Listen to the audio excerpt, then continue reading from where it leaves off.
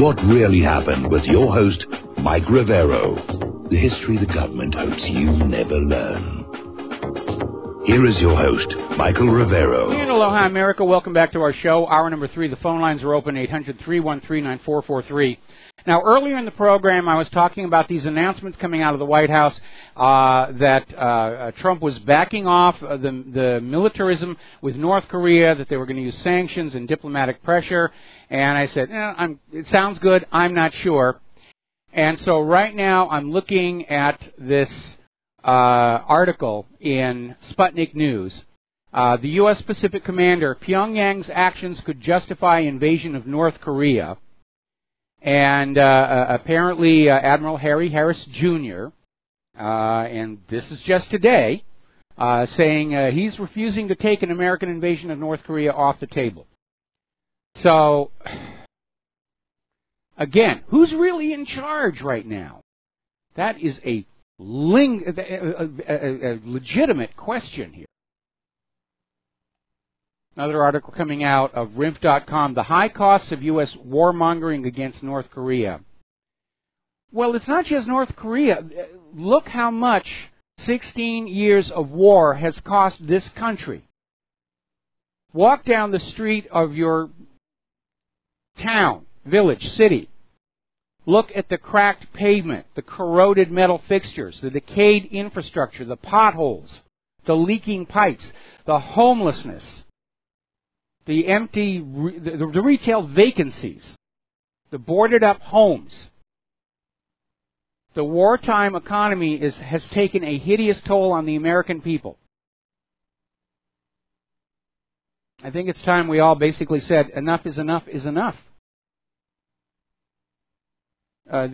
These war hawks are going to get us into a mess we cannot get out of. And we're going to lose it. We're going to lose this next war. The problem with our current warmongering is they're all caught up in the groupthink that America has never lost a war. And there was Vietnam, obviously. There was the fact that the United States did not win the Korean War. It's still technically in progress. And contrary to what you see in Hollywood films and TV shows, the United States did not win World War I and World War II all by itself. In fact, they delayed until they could see which side was likely going to win, and then they hopped on in.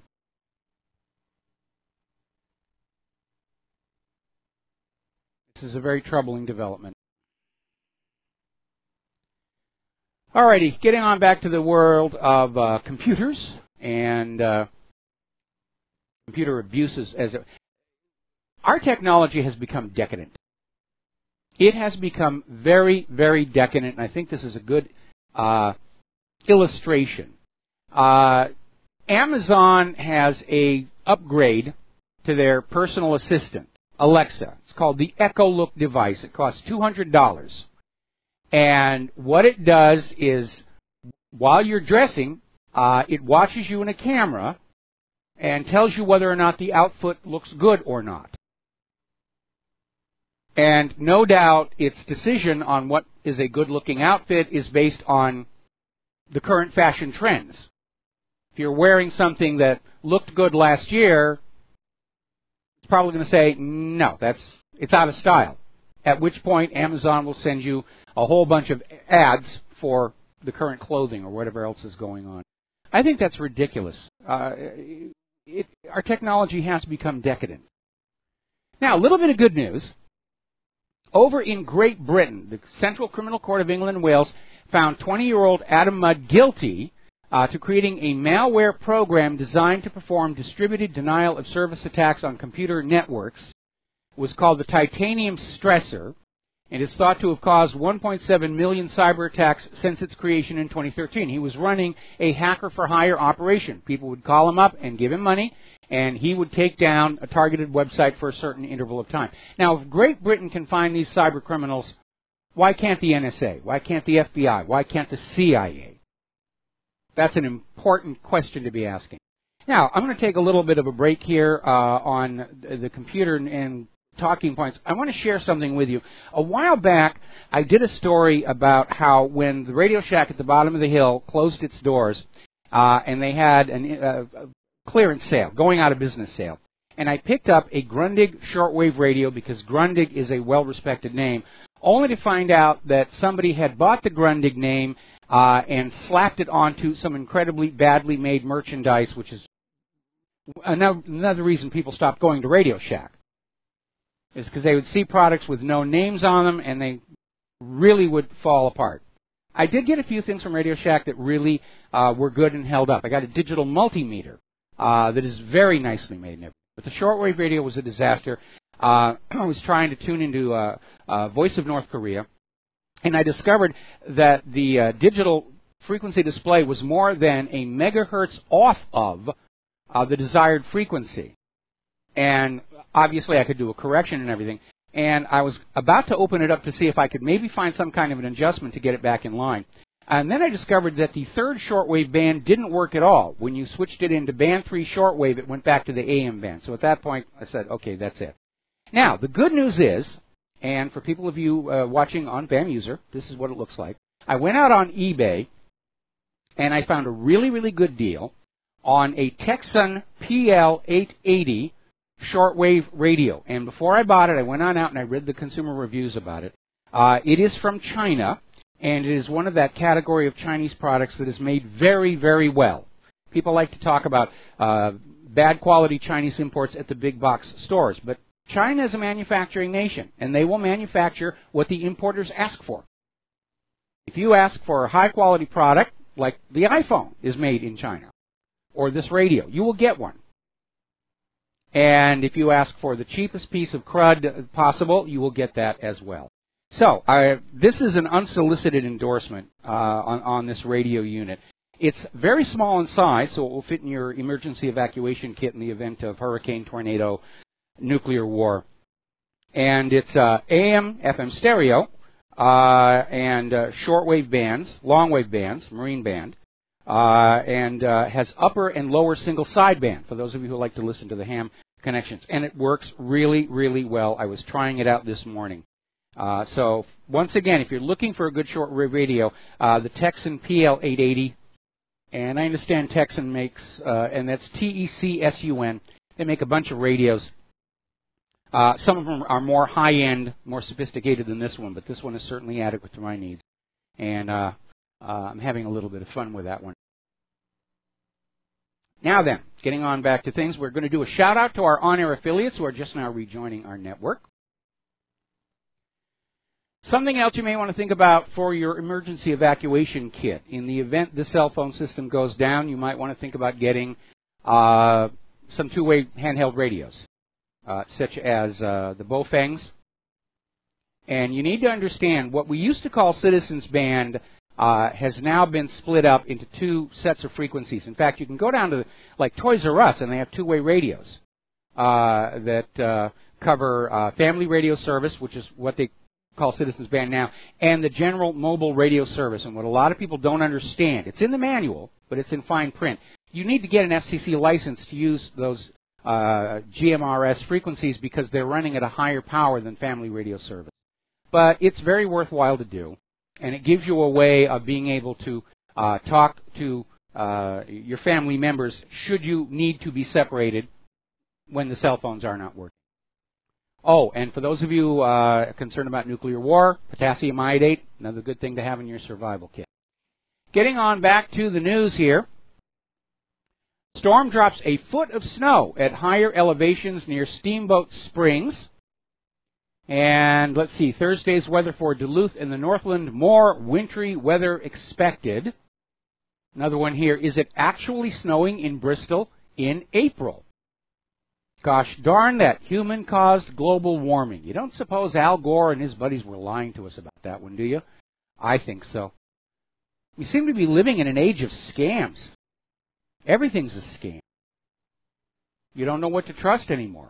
They want you to trust everything, but that, of course, would be extraordinarily foolish. I wrote an article, which I think I posted on my website recently, called Of the Liars, By the Liars, and For the Liars, which is basically a highlight history, if you will, of all the times rulers lie to their people, because it is something rulers always do without exception. History's greatest frauds and hoaxes are in there, including Assad gassing his own. And I think maybe it needs a companion article of the scammers, by the scammers, and for the scammers, because it almost seems like a large part of America's current commerce consists of scams. As the economy tightens up, and we saw this in 1930, as the economy tightens up and the government cuts funding for enforcement of the laws, where legitimate businesses cannot succeed, the scammers come on out. And that's just a reality, and you need to be aware of that here. Now, apparently, China-owned Smithfield Foods is using a U.S. Department of Defense grant to supply pig organs for transplantation into humans. And that's not as far-fetched as you might think, because as it turns out, it's been done before. It's been done before. And it turns out that human bodies can accept pig organs with very little problems regarding rejection. And certainly it's much easier to get a pig organ than it is to get an organ from another human being. And we know that black market organ trafficking is another big business that has cursed our current time. So this may move to be a solution to that. Now, let's see. This is a really cool article. China is in talks with the European Space Agency about a permanent settlement on the moon. Now, if you watch the science education channels here in the United States, they talk about NASA plans for a permanent base on the moon, probably at one of the poles where they'll have sun and shadow all the time, which could actually be a good way of generating electricity as well. But they're actually talking about it. And it's kind of exciting to see these other countries continuing the push out into space. And apparently the talks are very serious, and they could actually attempt to do it in the very near future. Now, of course, once they're up there and they start poking around, they might actually find something valuable on the moon that's worth setting up an infrastructure to get there and back on a regular basis. Robert Heinlein is one of my favorite authors, and unless I'm greatly mistaken, he was the author of a story, The Man Who Sold the Moon, about a guy who basically was able to privatize and fund lunar transport on the promise that there were going to be all kinds of wonderful things on the moon. And I don't know if that's actually going to happen. It's certainly worth looking at. Now, if you suffer from post-traumatic stress disorder, and you are greatly concerned about the commercial pharmaceutical medications prescribed for that as having adverse effects, which they do, it's actually been found, according to Natural Blaze, that orange oil seems to alleviate PTSD. So does marijuana, but that's not legal in all states. But oranges are legal pretty much everywhere. They're looking at. Okay, we're going to get on back and see what's happening over in the current feed. And once again, the phone lines are open, 800-313-9443. We're talking about the cost of warmongering in North Korea. Let's see what else we've got. I've actually hit the bottom of my talking points is the problem, which is why I need some people to call on in. And my server is also under attack at the same time. What a terrible day. Speaking of scams, this one just came on in. Apparently, the largest online supplier of conflict-free diamonds has turned out to be a scam. Brilliant Earth has scammed thousands of customers. They claim to provide their customers with the exact origin of the diamonds and track the diamonds from mine to consumer so that no human rights violations are taking place. And apparently, these claims have been shown to be fraudulent. So it was another scam. Now, the very idea of a conflict diamond itself may be a scam as well, because diamonds are pretty much a monopoly. And their prices are kept up with the illusion of scarcity, which is itself another scam. Diamonds are not rare. There are enough diamonds out there for every married woman to be wearing one, if not 2 or 3, for every shopping mall to have 3 or 4 stores full of diamonds. That doesn't sound like it's a rare object to me. But that's basically the claim that is out there. And obviously, the current diamond monopoly does not want any competition. So when countries find diamonds on their own territory, and the diamond monopoly doesn't want them entering the market and being competition, then they're conflict diamonds. They're bringing war and human rights violations. And usually there isn't much of anything to substantiate that. It's just a claim that's made on up. Okay. All right. Let's see what we're going to find here. All right. I'm going to go back and talk about this situation in Korea, because I'm looking at this article where the commander of the Pacific Fleet, which is based right here in Hawaii. Now, the fleet itself is further west. It's over in Guam and other forward sites. But command control of the Pacific Fleet takes place right here on the island of Oahu, which is why we are nervous about being a potential target. Whether it's North Korea, but more to the point, now the tensions with China are ratcheting on up. China really can hit this rock, and they can hit it hard. And that's of concern.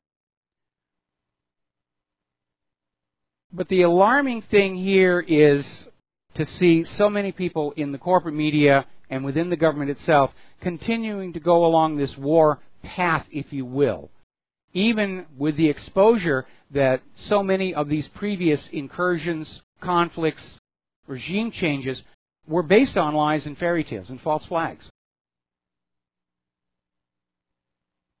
But it's like we were commenting about that original article, politicized intelligence. Once the government commits itself to a lie, all subsequent foreign policy decisions are made on the basis of that lie rather than the truth.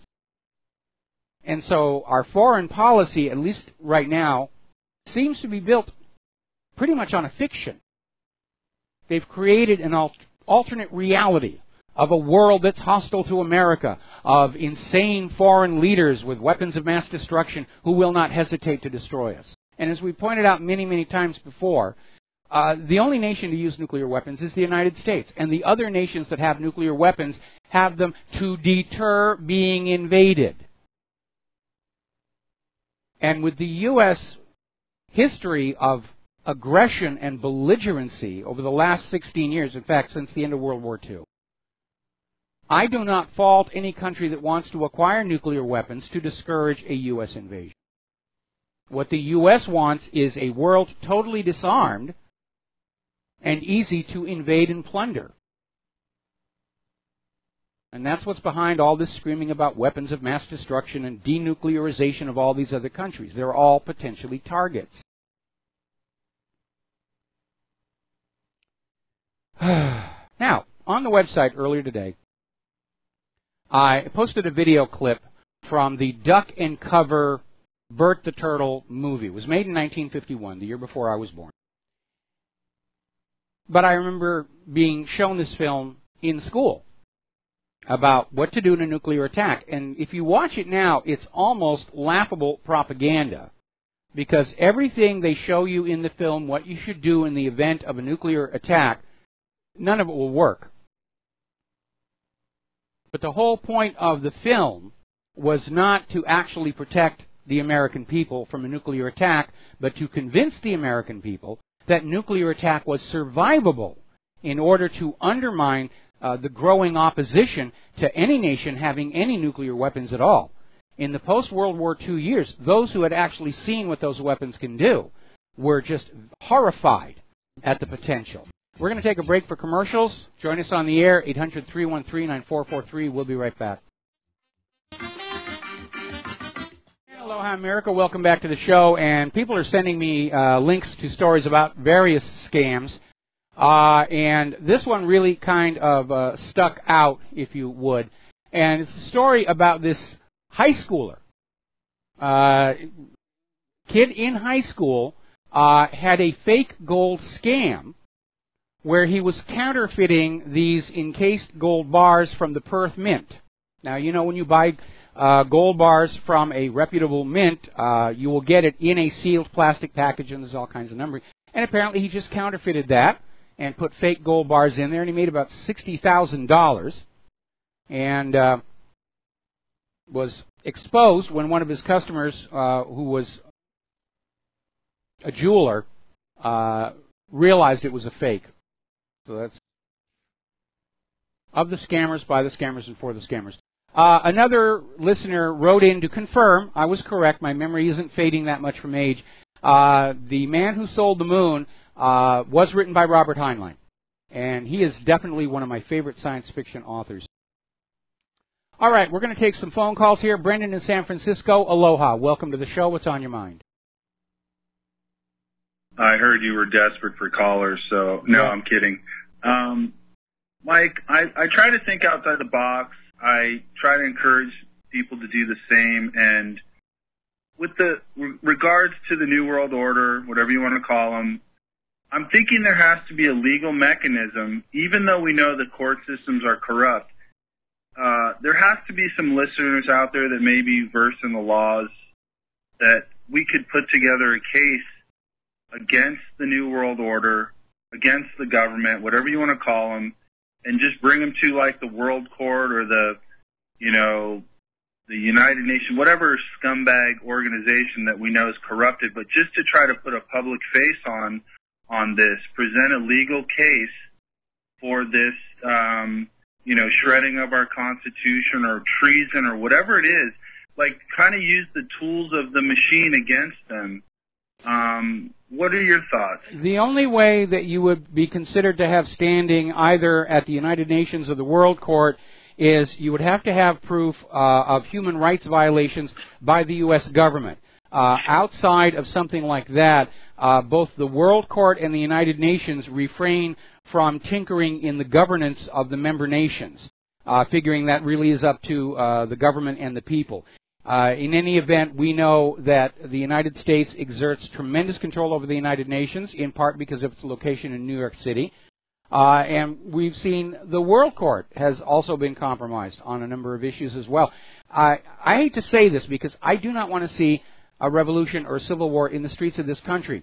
But we seem to be past the point where there is any open path to changing the course of the nation. We thought we were doing that last November. We didn't. And that's why earlier in the week I had that graphic up on the website of John F. Kennedy, because he was famous for this quote: "Those who make peaceful revolution impossible make violent revolution inevitable." And sadly, tragically, horrifically, I think we're there. And I'm hearing it from a lot of people. I'm reading it all over the Internet, where everybody is saying that we're down to the last option. It's the choice between standing up or being on our knees. One thought I had was kind of, let's say Trump has been compromised with little kiddies or whatever the heck these perverted individuals are into. What if we gave them a pass and said, during this term that you're currently in, we're going to give you a pass on whatever proclivities or laws that have been broken, but it's at the end of your term you have to resign or whatever. But like try to get the mechanism back. Like, I mean, we know they're trying to normalize pedophilia, and you know, it goes really dark and deep. There's a lot of noise on this line. Are you doing something with your phone besides talking? Oh, I think I was brushing against. Sorry about that. Okay. Is that better? Yeah, that's much better. All right, Mike. The problem. Did you copy what I said? Yeah, I copied what you said. And we're coming up on a commercial break, but I'm going to keep you over it. The problem is that we cannot speak for the entire American people that we are not going to react in horror if it does turn out, in fact, that Jeff Epstein made a video of Trump with an underage girl. And Trump knows that. So in terms of practicality, it's not going to work. We need to take a break for some commercials, and we'll be back in 4 minutes. Aloha, America. Welcome back to our show here. We're talking with Brendan in San Francisco.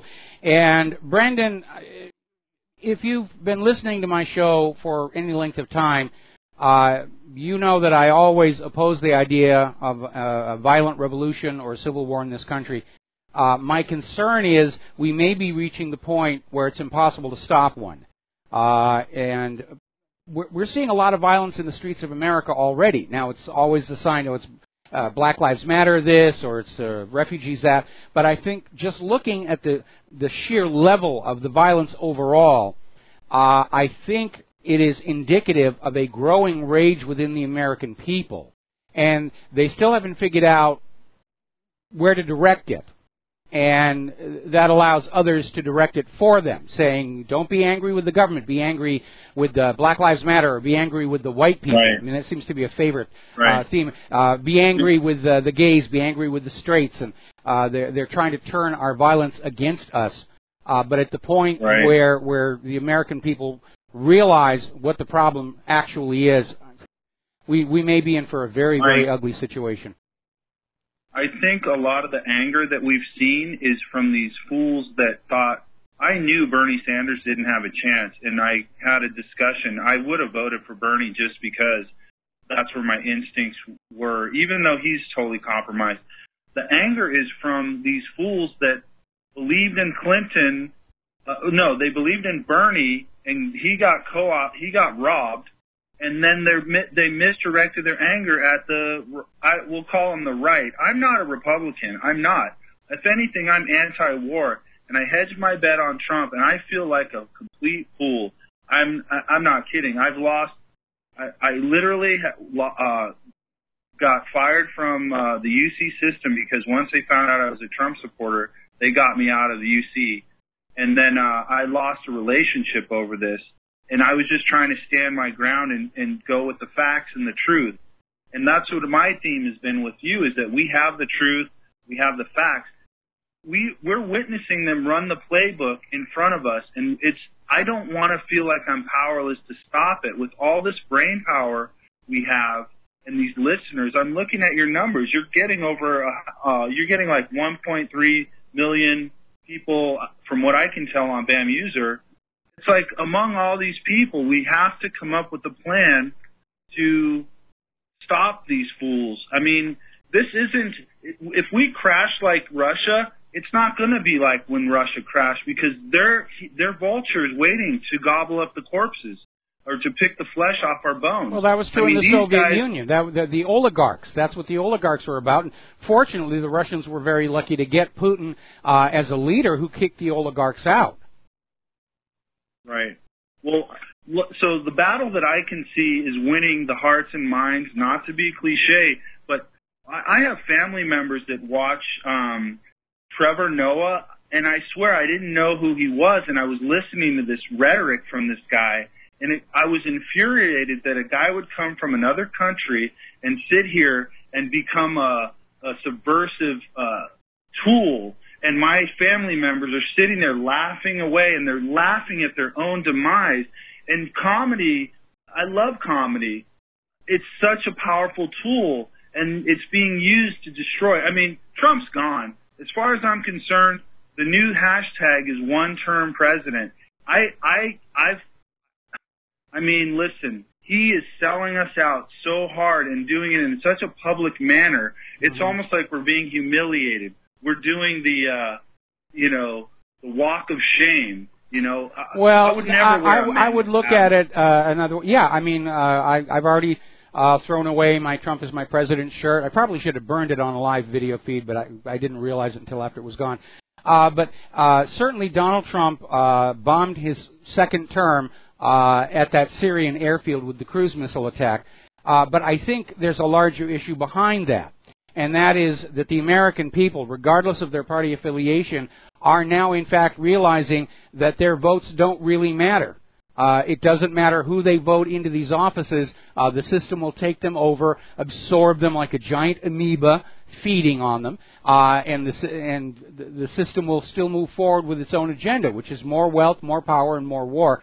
And once the American people as a whole realize that they're disenfranchised, that's going to accelerate the anger and the rage, because what has kept Americans more or less in their place, despite the skyrocketing cost of everything, the plunge in earnings, the deterioration of our lives and living standards, is that somehow, that illusion, that somehow or other we voted for this and we should go along with it. And when the American people finally realized that, hey, my vote really didn't matter, this is the ruling class doing this, then you're going to start to see a real schism between the people and the government start to open up.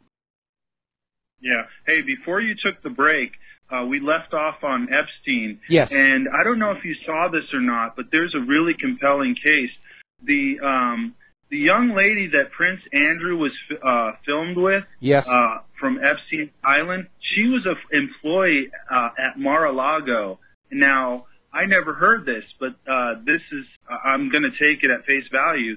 And also, Epstein's compound is only, I think it's less than a mile from Mar-a-Lago.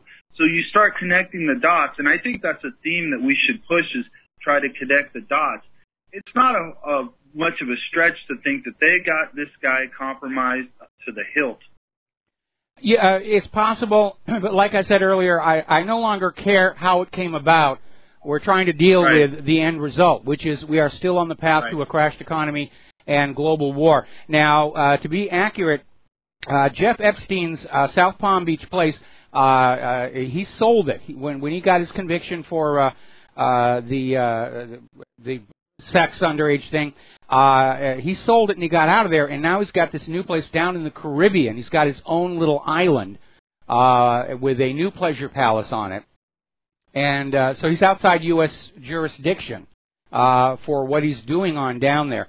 But again, I think anybody would have to actually be a moron to go down to Epstein's place and play with the underage girls and not realize they're going to be recorded.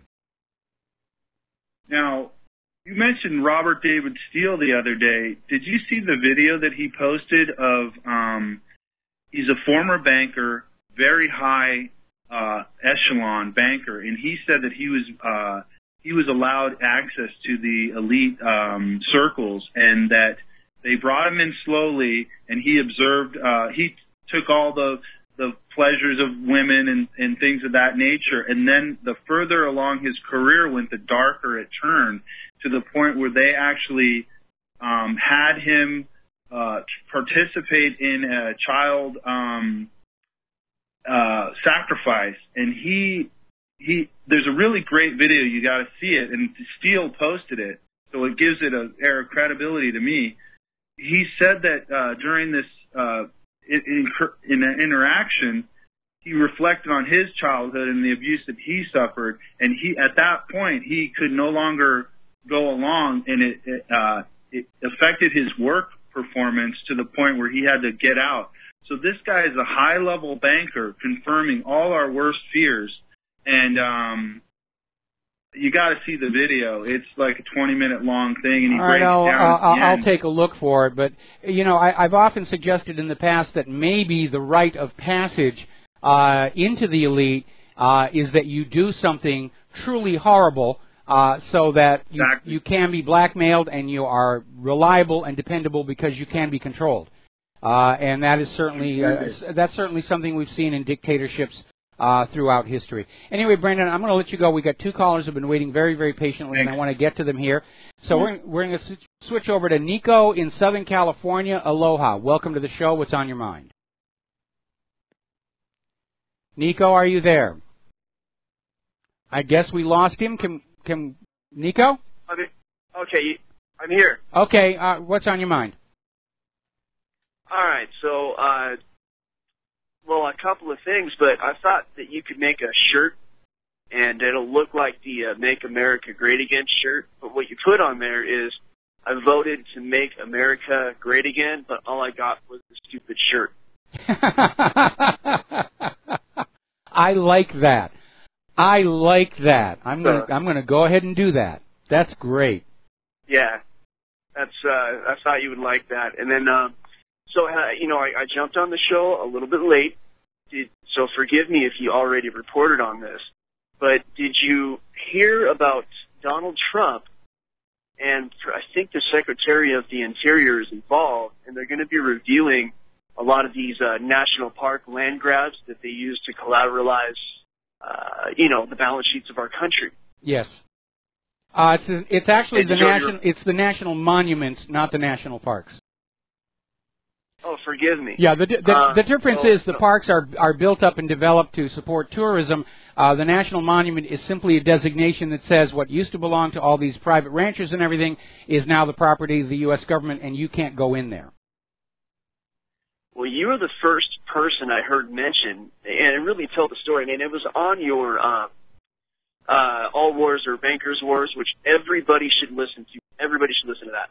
And, talking about how once we got off the gold standard, that's how they actually collateralized our balance sheet. Yes. And apparently it was the X-22 report that discussed this review of these monuments, and they did hint that what they're actually looking at is what is underneath these monuments and what we might be able to, in desperation, use to save our country that is falling apart. And I was just wondering if you heard that same strategy being discussed.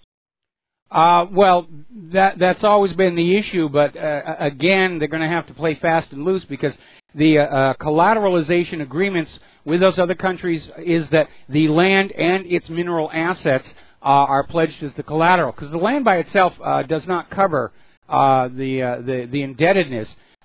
When Bill Clinton, for example, created the Grand Staircase Escalade Monument, what he was really doing was locking away that domestic source of low sulfur coal, which required American companies to buy coal from Indonesia from some of the Clinton cronies.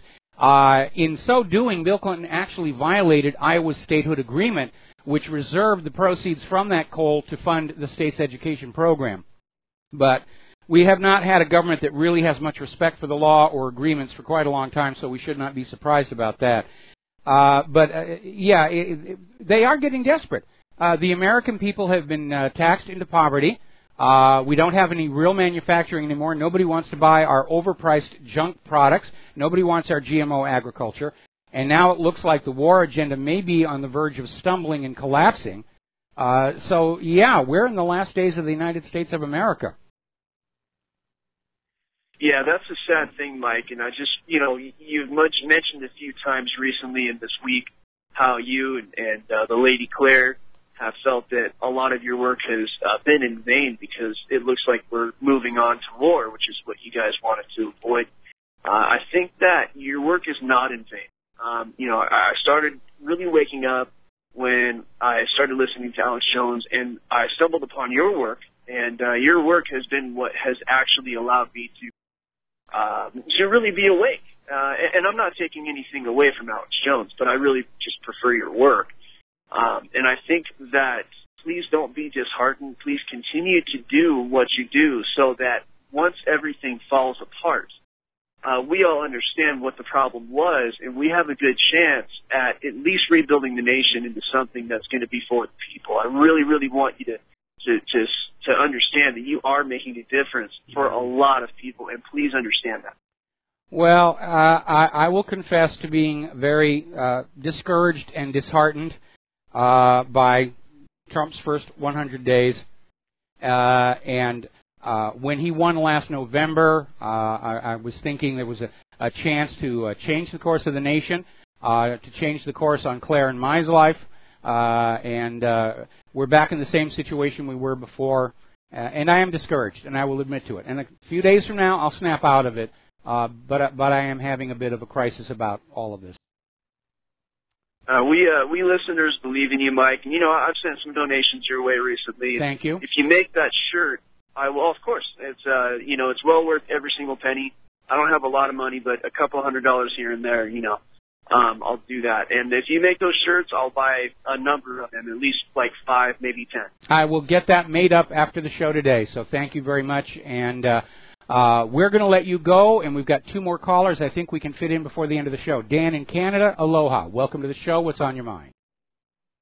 Aloha, Mike. I just think there's this axis of evil mantra that they keep spewing at us, and I know there's a connection here in Canada to that, the origins of that. As you'll remember, David Frum, who is one of the editors at The Atlantic. It's like a far right-wing neocon rag. And he used to be Bush's speechwriter. His sister is a senator here in Canada. She's on the Canada-Israeli committee, and she's been appointed chair of the Task Force for International Cooperation on Holocaust Education, Remembrance, and Research. Okay. So there's a connection there. And also, their mother, Barbara Frum, she was Canada's Diane Sawyer, or Katie Couric. She was on our CBC for a number of years during the late 80s, early 90s. So I think it's like, you know, I don't know if Trump is, he's sort of, he's up against a usurped nation. I think he's been usurped by Israel, or at least Israeli dual citizen neocons. These are the war hawks. No, we're under foreign puppet rule. We're under foreign puppet rule. These think tanks. They have these think tanks that are all you know, Crystal and Kagan and his Kagan's wife. What's her name? Victoria Nuland. Yes. I mean, that's what you're going up against. That's what Trump is. Trump thought he had a big ego, but I think they probably told him, you know, we run the show and we'll let you have 4 years, 8 years if you're lucky. And that's it. Yeah, I think you're right. All right, well, we're going to let you go here, and we're coming up on our last commercial break of the day. I've got one more call, but I'm going to hold that into the last segment. And it is very discouraging, but I think, again, what the American people learned from this last election is that we are disenfranchised. Our votes really don't count, that there is massive election fraud, that the elections are really just theater to convince us that however badly we are being treated by the government, that somehow we deserve it because we voted for it. And that is probably one of the biggest lies we have been told by our government. We'll be back in 3 minutes. And aloha, America. Welcome back to our show. And before we take our last phone call, I've gotten quite a few emails asking again about this shortwave radio. And once again, the brand is Texan, T-E-C-S-U-N. It's made in China. And the specific model number, which you're not constrained to, is the PL880. And for those of you who are really into radio, it has phase-locked loop tuning and a rather sophisticated digital signal processor to help pull real signal out of the background noise. So it is definitely just so much better than that Radio Shack, sort of, kind of, maybe looks like a Grundig. All right, Martin in Washington State, aloha. Welcome to the show. What's on your mind? Hi there. I'm calling to say thank you for the article that is currently at the top. Blood thinning drugs, Xarelto faces 18,000 lawsuits. Oh, my goodness. Claire must have just put that one up there. I didn't even see that one. Well, there's a lot more to it than that. Let me give you a little bit of my background, which is I've been on warfarin since 2002. No problems with it. So I can't eat broccoli or coleslaw. Big deal, you know. Once a month I go in. They do an INR. I'm always okay. One of the good things about warfarin is, like, if I were in an auto accident or something like that, they can chew you up with vitamin K and shut down. They can shut it down. You know, they can stop the bleeding. Yeah, they can stop the bleeding. Well, anyway, after reading this article that you linked to, then I brought up DuckDuckGo and did some more research. It seems that Xarelto, there is no reversal agent. Once you start bleeding, they can't stop it. Ooh, hemophilia in a pill. That's wonderful. Yeah. It is amazing. We live in a society where the government lets these companies sell these poorly tested, dangerous products. And again, it's a real wake-up call. Look at all those glitzy ads for prescription medicine on TV, and we're one of only, I think, 2 countries that allow prescription medication advertising in the media. And then it'll usually be followed by some ambulance chaser law firm saying, did you take this medication and suffer harm? You may be entitled to a cash settlement. It's just this giant mill moving the money around, grinding the money out of the population one way or the other. And our medical industrial complex is completely unconcerned with our real health, because if we actually got healthy, they would be out of business. Their business model requires the American people be constantly chronically ill. Right, and of course, the revolving door, like with the Pentagon and the military contractors, well, the FDA and Big Pharma. One of the things about this is that they don't tell you that at any point, that they can't reverse it, and that is an absurd. The other thing is the Bayer's response to the lawsuits is, well, the FDA approved it, therefore you can't sue us because the FDA said that's it's actually okay. They wired that into the law. Okay, Martin, I got to let you go. Here's some music. Time for Claire and I to get on out of here and get something useful done with the rest of the day. We'll be back tomorrow, Friday, with the lovely Lady Claire. So until then, stay informed, stay skeptical, make good choices. Please take what you learn here and share it with everybody that you know, especially on the issues of the rationale behind all these wars of aggression and the dangers of going into North Korea. And we'll be back tomorrow. Aloha, America.